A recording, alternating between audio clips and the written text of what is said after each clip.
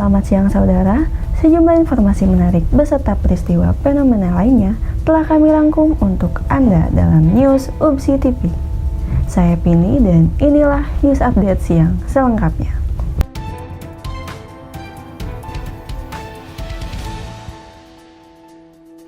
Saudara, Kota Jakarta menghadapi tantangan dengan semakin bertambahnya tingkat penurunan muka tanah dari tahun ke tahun.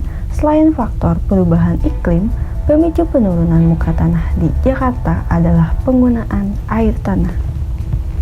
Sejumlah kajian menyebut, Jakarta terancam tenggelam pada tahun 2050. Iklim dan juga beban pembangunan di Jakarta yang menyebabkan penurunan permukaan tanah terus terjadi di Jakarta. Memang bukan satu-satunya yang masuk ke dalam daftar kota di dunia yang rentan tenggelam akibat perubahan iklim, namun Jakarta masuk ke daftar salah satu kota yang paling cepat terendam. Selama beberapa dekade, populasi penduduk di Jakarta terus meroket. Pembangunan kota Jakarta juga berkembang dengan pesat. Sayangnya, pembangunan ini juga menambah beban dari tanah Jakarta. Bukan tanah rata-rata di Jakarta, setiap tahunnya turun 2 hingga 12 cm. Semakin banyak penduduk kebutuhan air bersih juga akan terus meningkat. Alhasil, membuat ekstraksi air tanah besar-besaran dan tidak bijaksana dilakukan. Akibat pengambilan yang tidak terkontrol, membuat kekosongan aquifer di bawah tanah, yang akhirnya menurunkan muka tanah di Jakarta. Warisan persoalan lama ini tak dibiarkan oleh pemerintah Jakarta.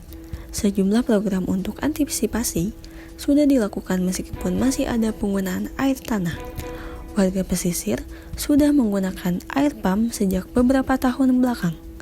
Gubernur DKI Jakarta Anies Baswedan mengatakan sejumlah program yang berjalan untuk mengurangi ketergantungan masyarakat pada penggunaan air, yaitu penggunaan air tanah, sudah membuahkan hasil. Pelayanan air minum bersih di Jakarta baru mencapai 65% dari penduduk Jakarta.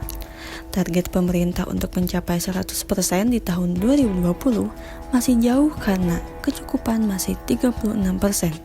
Diperlukan pasokan sebanyak 11.000 liter per second untuk mencukupi kebutuhan air di DKI Jakarta.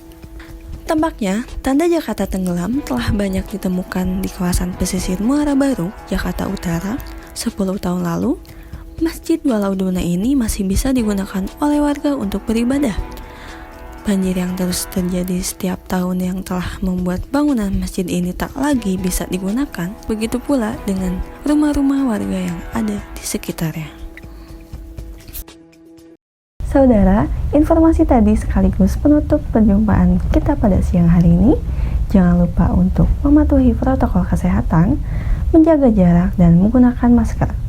Dan jangan lupa mencuci tangan. Saya Pini pamit undur diri dan sampai jumpa.